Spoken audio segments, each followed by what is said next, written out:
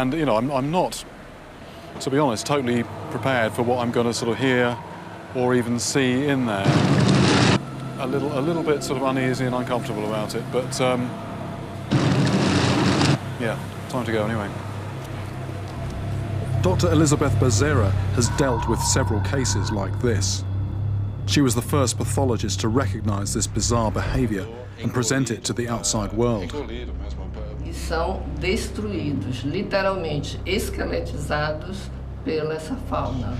Apparently Mondays are the worst days for bodies coming in this state. People go out picnics, having a drink on the weekend, they fall in the water, they disappear, and then Mondays the bodies come to the surface. E os pequenos e os maiores, não é?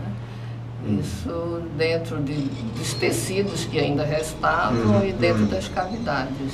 So, I mean, it sounds like, we're not just talking about one or two animals. The most that Dr. Elizabeth has actually taken from a corpse or found inside is more than 100 of these fish. Principalmente, o candiru vai comendo A principal lesão, além dele ter tropismo pelos orifícios. So these fish are sort of purpose-built for the task, it appears. Cylindrical body, very smooth and slimy.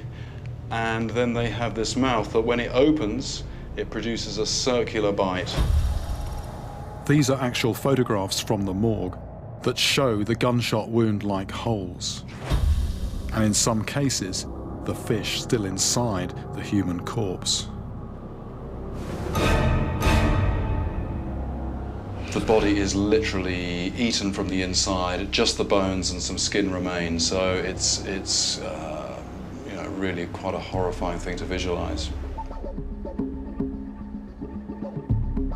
Unlike the harmless catfish of the US, Amazon catfish are proving to be a diverse group of gruesome killers. And having heard this grisly story, I'm strangely drawn to this macabre fish.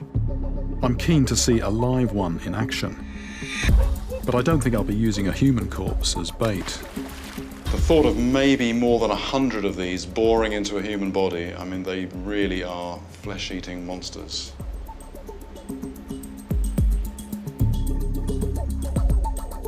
It's not often you use a big fish to catch a small fish, but after just 2 hours, it's definitely worked.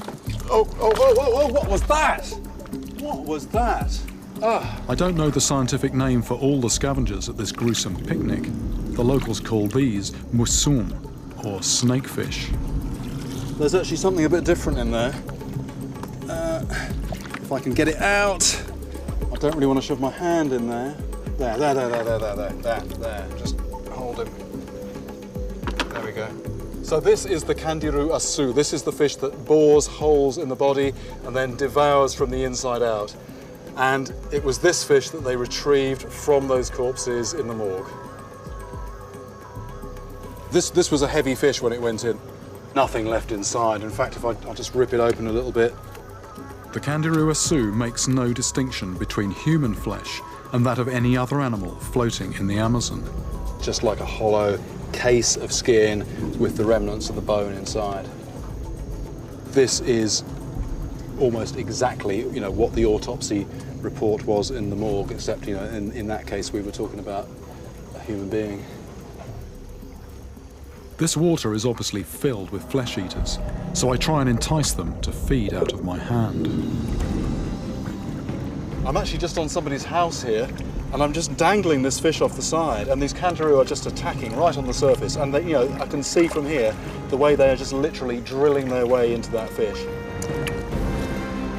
It's like a crocodile death roll, and no doubt the cause of the gunshot-like entry holes in the corpses.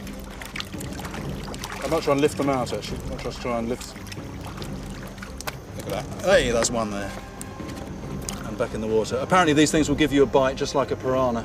Look at that. That's very, very definite cut. And this is all the work of the candiru. The Amazon River is a scavenger's paradise. It's like an acid bath here for corpses. And again, it's members of the catfish family that are one of the principal operators cleaning up the bodies.